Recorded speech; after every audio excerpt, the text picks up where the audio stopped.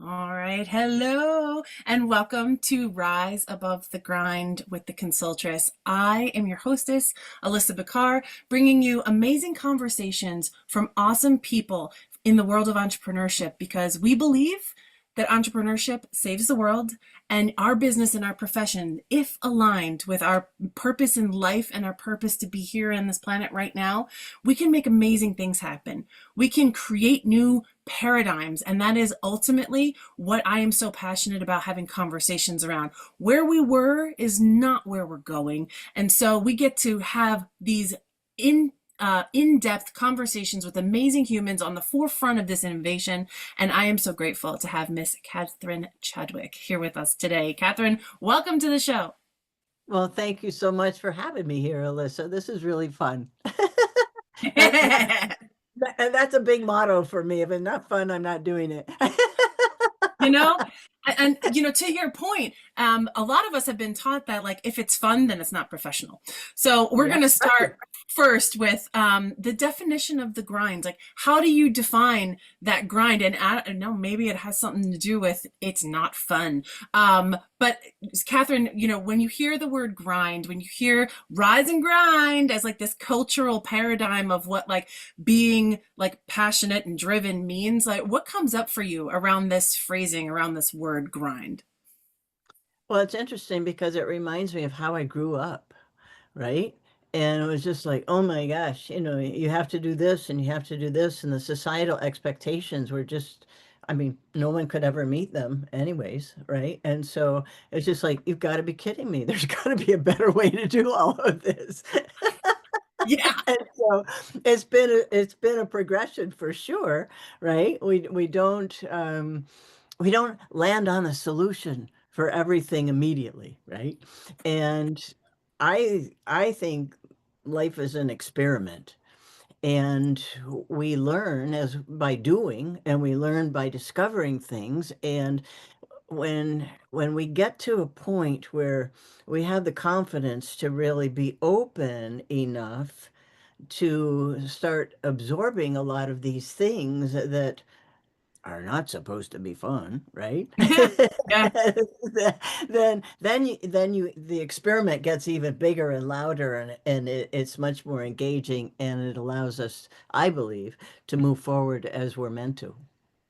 I love that. So, just to tease out this word experimentation, when Mhm. I was growing my business, I felt like I had to really embrace the term the term of engagement, and it is experimentation. There is no predetermined path to say, like, this is how it's done for you right now. It really, you have to put on your courageous hat and say, okay, I'm going to try something that I think will work and go out and test it and see if it does. So a lot of times, building business requires this experimentation.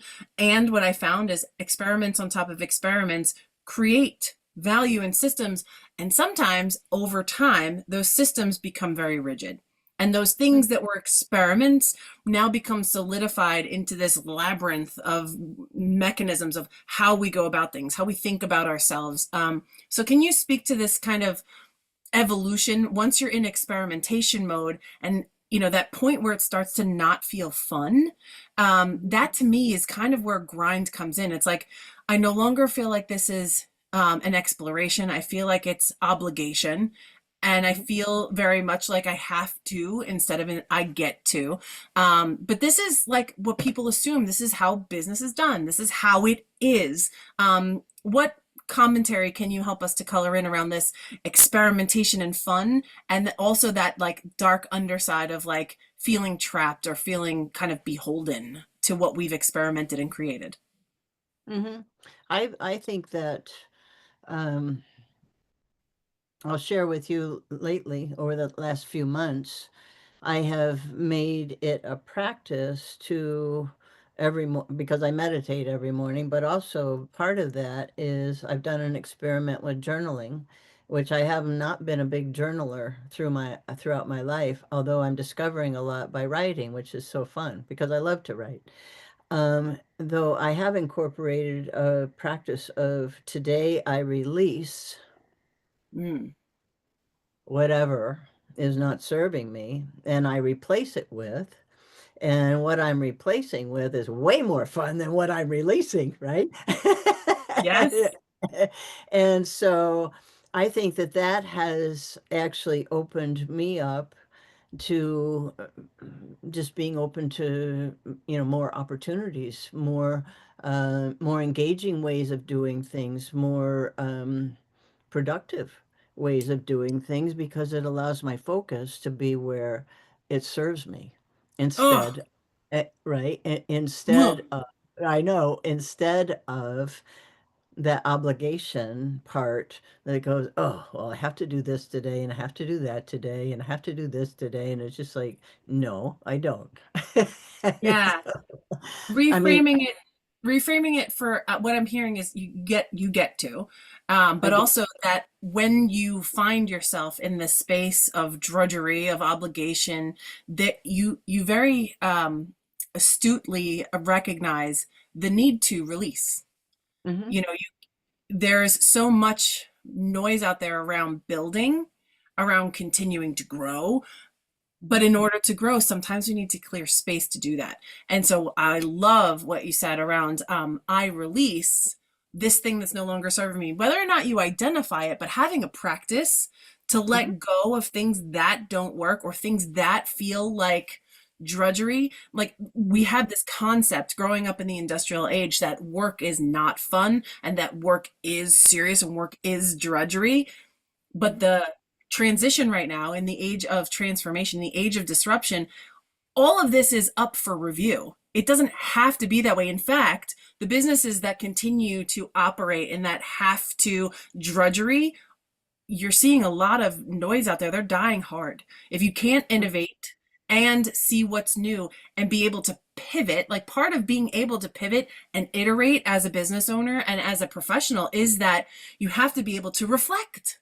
You have to be able to look at what works and be willing to identify, which is not easy for all of us, especially when your identity is inside the business that you're building, to Mhm, let go of what no longer serves. Sometimes, mhm. I mean, I don't, I would love to hear, but like sometimes I find that like I'm so attached to who I thought I was being or what these systems mean that define my success for myself that it's really difficult to even identify what needs to be released. You know, how does that show up for you in your business?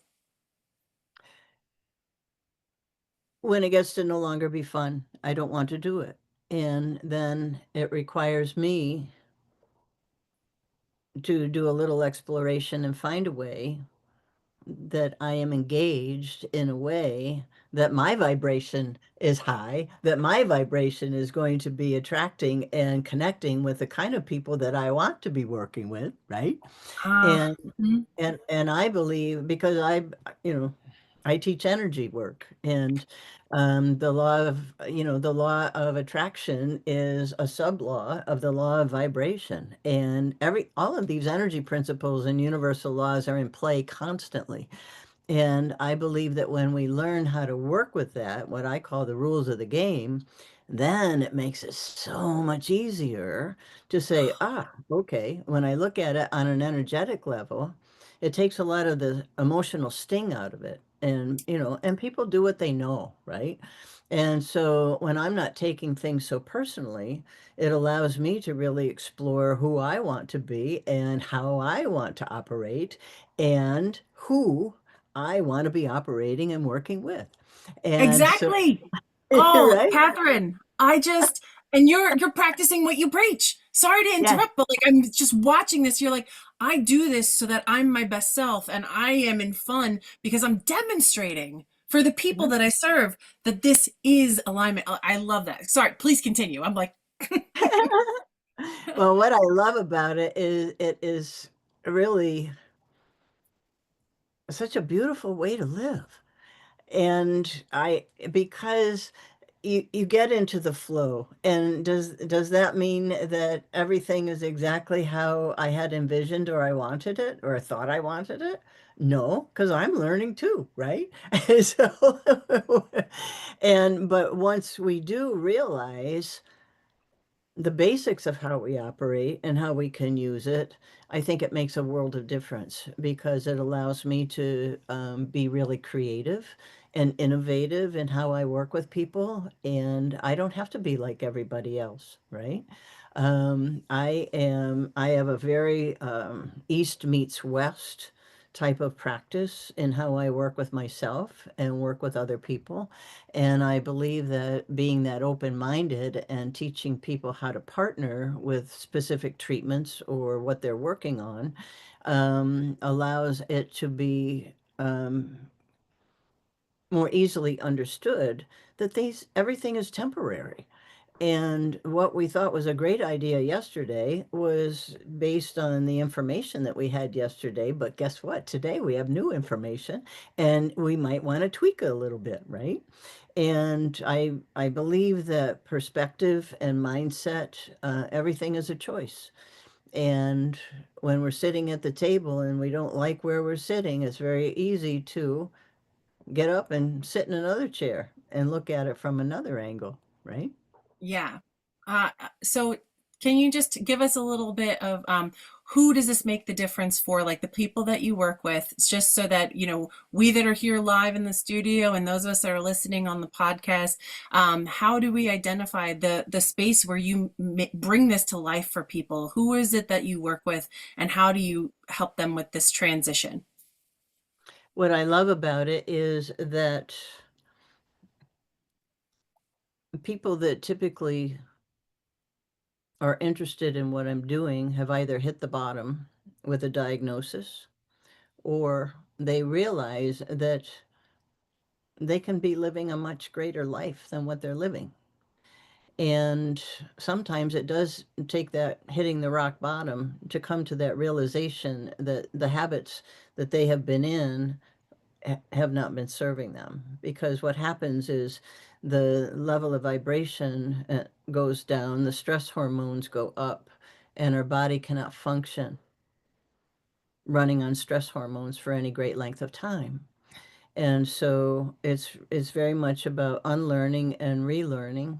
And so I love working with people that have hit the rock bottom and feel that they don't have anywhere to go because I know that I can show them how to go up. Right? Mhm. And And is this and it, applicable in I'm looking at my notes here for people who are in a business setting. Are these folks that are in a corporation that have hit the bottom in their profession? Are these individuals that are seeking you out? And give us a little bit of color so that we know how to identify either I am for you, I need to reach out, or I know a place where this message needs to be in my workplace or inside of this organization that I'm a part of. Where do you like to present this message so people can find out more about you? I work with small groups and I work with individuals. And right now, I'm working on expanding the messaging, right? Because I Mhm. believe that I am an excellent candidate for a fractional wellness guide in business. And because I think that when people feel better, they operate at a much higher level and they're greater contributors to the environment that they are in. And I think really it comes down to what am I broadcasting? What am I contributing? Right? And when we're not conscious contributors, we don't function well at all. Oh, I love that. So you're supporting people to be their best selves in their work and in their lives through Mhm. the health benefits of staying grounded and staying intentional.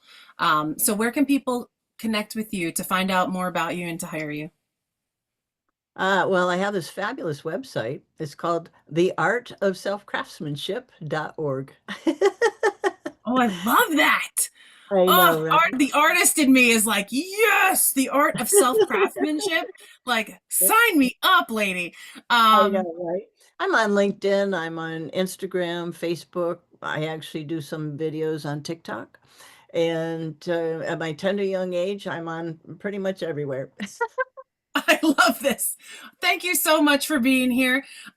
For those of you who are listening on the podcast, stay tuned. All of these amazing conversations link up together. We've got an awesome one queued up for you here next. So stay tuned. Go nowhere. Right in your ear comes the next episode.